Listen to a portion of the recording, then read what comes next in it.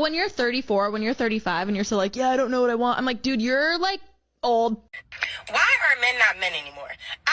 For the past 48 hours, I disassembled a bed, carried it to my car, all the parts, by the way, carried a vanity to my car, loaded it in the car, then drove to the storage unit to help my friend unpack everything, to get it on a gurney, to take the gurney up to the elevator, to take the elevator up to the 4th floor, just to get it to a storage unit, and then have to lift it up again and take it back into the motherfucking storage unit, just to come back down to my car, just to go 5 minutes away, just to load back everything up in my car again.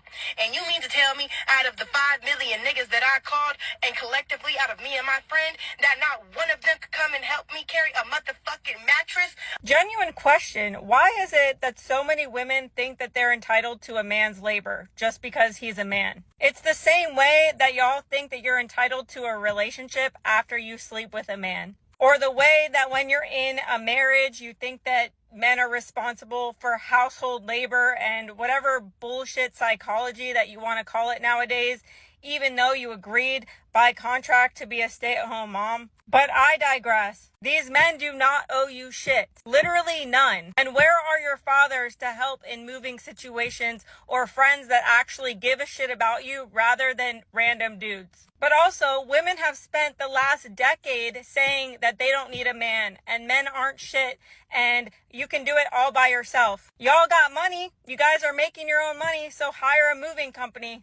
Which, by the way, is still men. Some of y'all treat men so shitty, but then you still expect them to turn around and be there for you. And that's just not how the world works. And it's a woman's sense of entitlement that makes her think that just because she's friends with a man, that means he owes her his labor. Which also isn't how it works. Because when was the last time these women helped men in any capacity? You get exactly what you give. Y'all chose the bear for months, and this is the consequences of your own actions. But additionally, you don't get to pick and choose when equality best suits you. Y'all wanted equality, so I guess now you gotta figure it out. Okay, bye. Welcome back to the channel, the place where we speak up for men with bold truth, no filters, and full clarity. If you're tired of the silence, tired of the blame game, and ready to hear the side that rarely gets told, you're in the right place. Today, we're diving into something real, something too many men experience but hardly ever talk about. Let's break it down, piece by piece, no sugarcoating. Stay locked in. Now she's online yelling, shouting, venting, asking why men aren't men anymore. She's emotional because for the past 48 hours, she had to disassemble a bed by herself, drag it to her car, drive it to a storage unit, help her friend unpack, load everything onto a gurney, and haul it up to an elevator, all on her own. And now she's mad that none of the men she called answered their phones. But the real question is, why would they? If it was that exhausting and miserable for her, what makes her think we enjoy doing it? We do that type of work all the time, in silence. We sweat, we strain, we lift, we fix, not because we love it, but because we have to. That's part of being a man. But when it was her turn to feel the weight of responsibility, suddenly it's unfair. Suddenly men are the problem because they didn't rush to save her. She created that reality.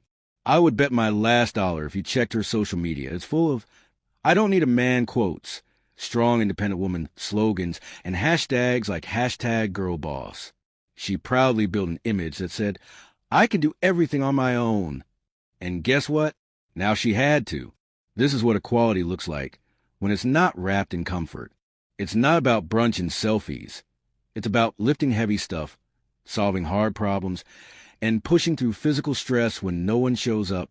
She demanded independence. Now she's mad that independence feels like isolation. But this is exactly what she asked for. This is a world she helped create. And now it's too heavy for her to carry. And let's not ignore the fact that she had a man, the same man she now wishes would show up, but she ran him off. She called him lazy. She disrespected him, threw his things out on the lawn like he was trash. And now she wants to act surprised that he's not around when she needs a favor? You can't humiliate a man, tear down his dignity, then turn around and ask him to save you. That's not how loyalty works. That's not how respect works. And men are done playing that game. The days of being treated like an option or a backup plan are over. She made her choice. Now she's living with it. And the silence from those so-called 5 million guy friends she bragged about, that speaks volumes. Those weren't friends. They were orbiters. Dudes she kept around for validation, attention, maybe a favor here and there. But when it came time to show up for real work, for actual effort, none of them answered.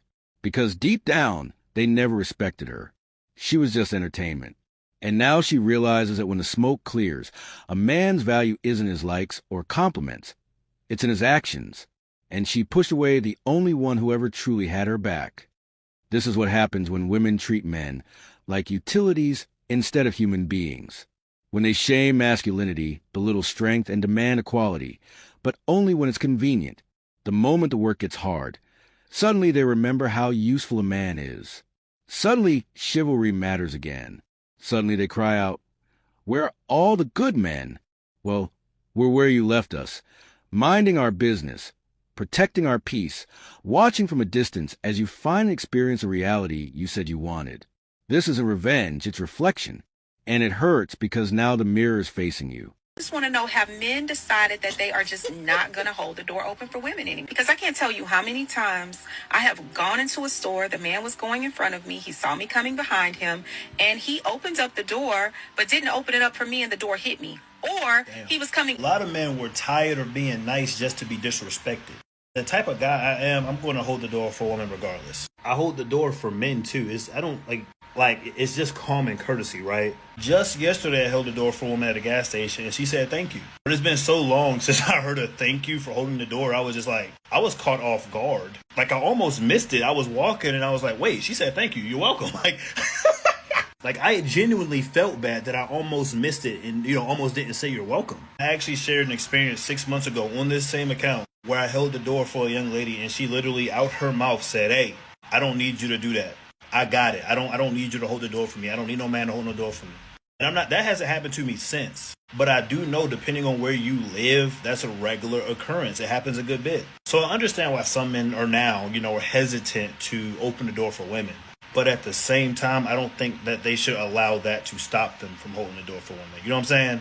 But I also don't think they're wrong for not. You know what I'm saying? Regardless of who you hold the door for, when you're being chivalrous, a thank you goes a long way. But nowadays, a lot of women want the chivalry, but they don't want to express any gratitude for it. I genuinely feel, due to social media, some women will feel sick to their stomachs just even saying thank you to a man. And I'm only applying this to chronically online women. And on that same hand, but turned over, a lot of chronically online men have been conditioned to allow outside forces to dictate how they behave. Like that experience I had a few months ago. I didn't allow that to stop me from holding the door for women. Now suddenly it's a crisis because men have decided they're not holding doors open for women anymore. And the outrage? Oh, it's loud. Where's the gentleman? Where's the bear to hold the door? But let's be real. Holding the door was never a duty. It was never a job. It was a gesture. A simple, respectful, polite act that men did, not because they had to, but because it was part of a culture of honor and care. But now, that same gesture is met with eye rolls, snarky comments, or straight-up entitlement. It's no longer seen as kindness. It's expected. And that's the problem. The second something becomes expected instead of appreciated, it loses its value. These same women who now complain about men not holding doors open are often the same ones who snap back with, "I can do it myself," just a few years ago. The same ones who said chivalry is dead while mocking the men who practiced it. You can't have it both ways. You can't push away masculine courtesy and then cry when it's gone. They called it performative. They called it unnecessary. They labeled it sexist. And now, when men pull back and stop doing it, suddenly it's a problem. No, it's not a problem. It's a response. This is what happens when you punish men for being men. It's the same logic as when strange men say, "Smile, be happy," and get accused of harassment. Women took things that were never meant to harm them and twisted them into oppression narratives. A man holds a door, he's seen as trying to assert dominance. A man gives a compliment, he's being creepy.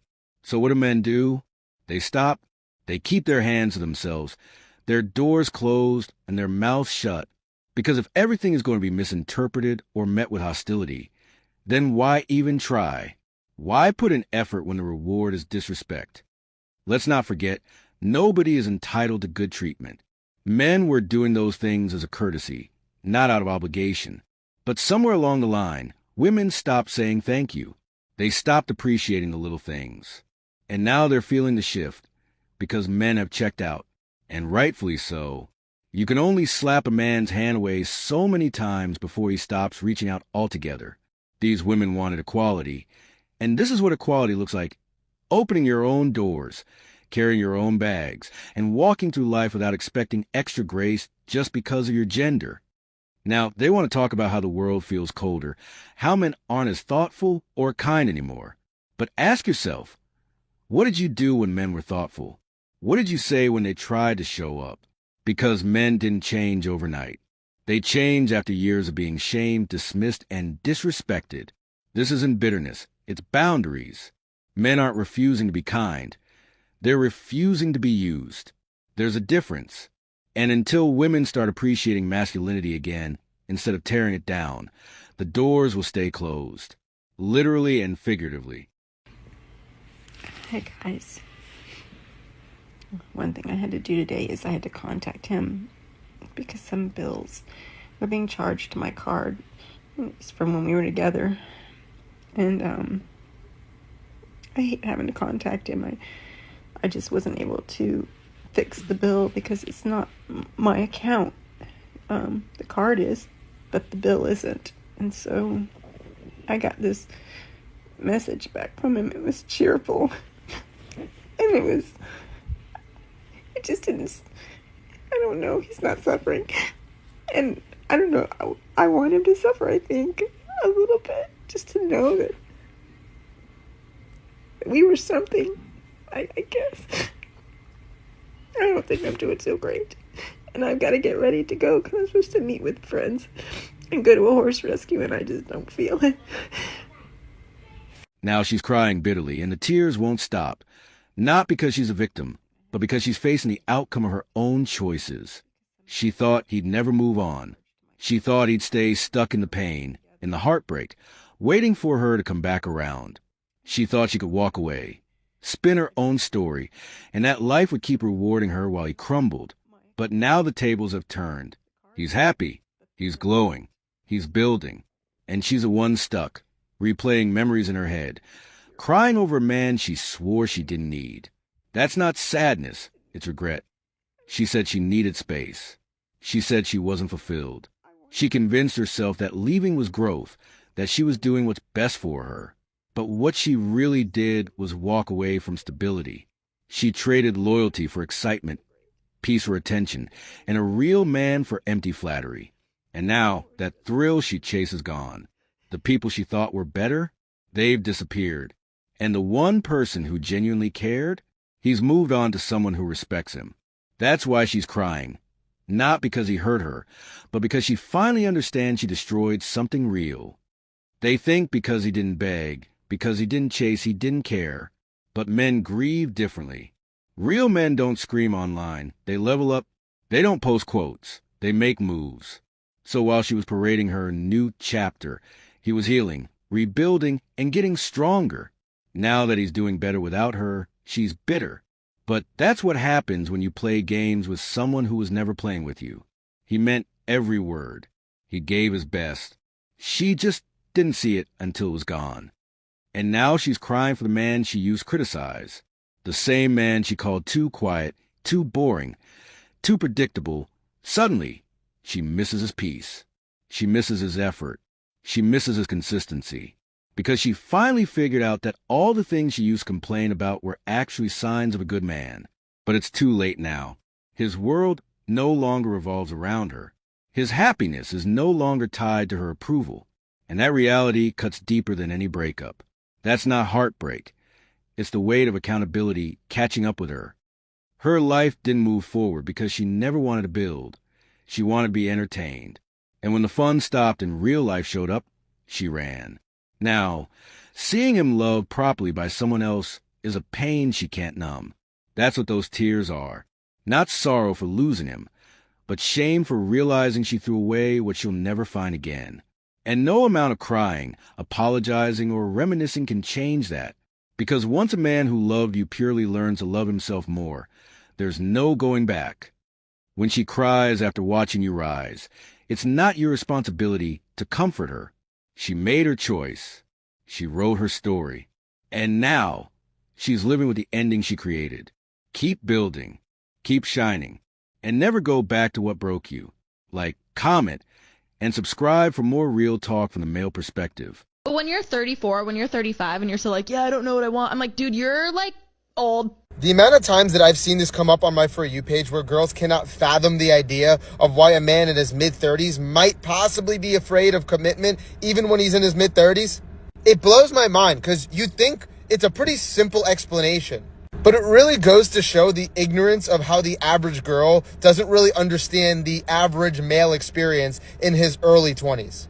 So I'm going to help you guys understand, so hopefully you guys can stop asking this question and shaming guys who want to be single in their mid-30s just because you're single in your 30s.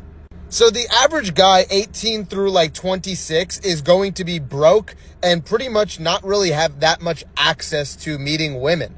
Typically, once a man starts being a little bit more financially stable is when he's going to have the most access to women because he's able to go out on dates more. He's able to just go out more in general to meet more women. So normally a man becomes financially stable around their late 20s to mid 30s. And a lot of men did not get to experience a lot of fun things in their early 20s like women do. A pretty girl who has no money is going to have offers to do a lot of cool stuff for pretty much no money when they're 18 through like 25. And then around 28 to 30 is when a girl is going to start looking for a serious commitment. But a man just started doing well and he's able to travel. He's able to go out on dates. He's able to go out to nightclubs and actually get attention for the first time in his life. And that's the average male experience. So when a man is 32, even though that might be the time for you that you're looking for a stable relationship, for him, this is all new and this is all exciting and he's finally getting the attention he feels like he deserves. So he's not going to commit unless you are really, really worth it, because why would he give up all this freedom? It's his first time ever experiencing this. But this is just a common tactic I see girls do where they try to shame guys for being single when they're in their mid-30s or even later. Like they're also not single and also in their mid-30s. But the reality is they don't want a relationship. It's not even that they're scared of commitment. It's that they know they don't want that responsibility of having a girlfriend when they want to go and experience life the same way you did when you were in your 18 through 25s. Girls will just use this as a shaming technique to make it seem like a man in his 30s is somehow behind because his obligation is to be married and have kids around that time. But the reality is men don't have a biological clock the same way that a woman does on the expiration when they could have children or start a family. And pointing out that a man is single in his mid-30s, like the girl is also not single in her mid-30s, the only difference is the man's doing it out of choice. So just because you've experienced everything that you needed to in your early 20s doesn't mean that a man in his late 30s who never got that experience is all of a sudden behind for not wanting that. And it's a lot of responsibility being in a relationship, and not every man wants to have that responsibility if he still wants to travel and do things. And that's why some guys might be a little hesitant about a relationship. Man who's just getting into the best years of his life, who's finally stable, self-aware, mature, and focused. She says that man is too old. And this is the same woman who spent her entire 20s chasing excitement, ignoring commitment, and turning down good men because she thought she had time. Now that those wild years are catching up, she wants to shame the very men who have leveled up while she slowed down. The truth is, she'll never understand that most men don't even begin to hit their stride until after 30. While she was flying out, partying, dancing, and treating life like a movie, those same men were grinding, failing, learning, and building in silence. Most men don't get flown anywhere. They don't get praise for just existing. They work hard for everything. So when they finally hit their 30s and 40s and start seeing the results of all that work, financially, mentally, physically, now they're too old? No, they're just too focused to waste time. And women like her? They don't like that they can't play the same game anymore. They had leverage in their 20s, and now they can't handle that it's shifting. It's not that men are scared of commitment. We're tired of investing in people who never took us seriously when it mattered. We're tired of giving effort to women who only see our value after they've wasted their best years. And now that we build ourselves up, we're expected to ignore all that and be ready to settle down on her timeline? That's not how it works. You can't call men dusty or old when they're finally getting the respect, freedom, and choices they never had in their 20s. If anything, these are the years men start living for real. And for the women who only find men their age attractive, what happens when those men don't find you attractive anymore? What happens when those same men start dating younger women? Not because of looks, but because of mindset, peace, and appreciation. Women need to realize that the dating field changes. What you bring at 22 isn't what you bring at 32, and neither is what men are looking for. If you didn't value a man during his climb, don't expect to have access once he's standing at the top. These men are no longer interested in being backup plans or cleanup crews for women who spent their youth living recklessly. For women, life feels like it's all about their 20s. That's when the attention is at its peak. But for men, our value increases over time. Our earning power grows. Our confidence sharpens. Our purpose deepens. That's why our best years are from our mid-30s into our 40s. That's not too old. That's prime time. But women who never plan for the long game only realize this when the doors start closing, when their options shrink and the very men they once dismissed are now living their best lives without them. That's when the regret kicks in. So, ladies, if you spend your 20s ignoring good men and your 30s chasing what's no longer chasing you, don't turn around and blame men for not meeting you where you are. We're not behind. We're just getting started. Men, value your growth. Don't let anyone shame your timeline. Your best years are ahead, not behind.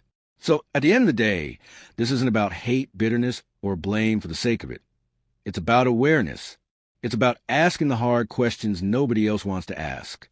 Men have been silent too long, brushed aside too often, and expected to carry it all without ever being seen. But not anymore. The truth deserves a voice, and this is it. Stay focused, stay selective, and don't let anyone who overlooked you rewrite your story. Like, comment, and subscribe for more real talk from the male perspective.